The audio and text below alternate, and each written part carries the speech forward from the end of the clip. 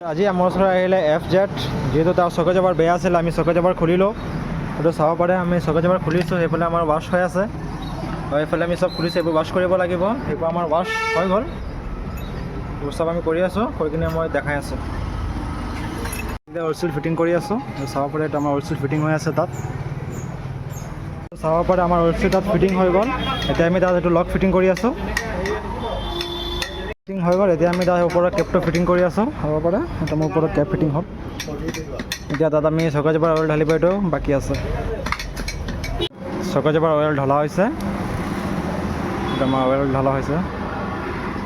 ইয়াত আমাৰ দুটা ডাব্বা লাগে ইয়াত, কেলেকি তাত চকেজৰ পাইপটো অলপ ডাঙৰ আছে, মানে সেইটো কাৰণে আমাৰ তাত দুটা ডাব্বা অইল ভৰাব লাগে তাত। সেইটো আমাৰ এটা ডাব্বা ভৰোৱা হৈছে, আমি আৰু এটা ডাব্বা ইয়াত ভৰাই আছোঁ। চকেজ এবাৰ পূৰা কমপ্লিটকৈ আমি ফিটিং কৰা হৈ গ'ল। চাব পাৰে, পূৰা কমপ্লিট আমাৰ ফিটিং হৈ গ'ল। এইটো চাব পাৰে, চকেজ এবাৰ লগাই মেলি বাইকটো কমপ্লিট হ'লগৈ।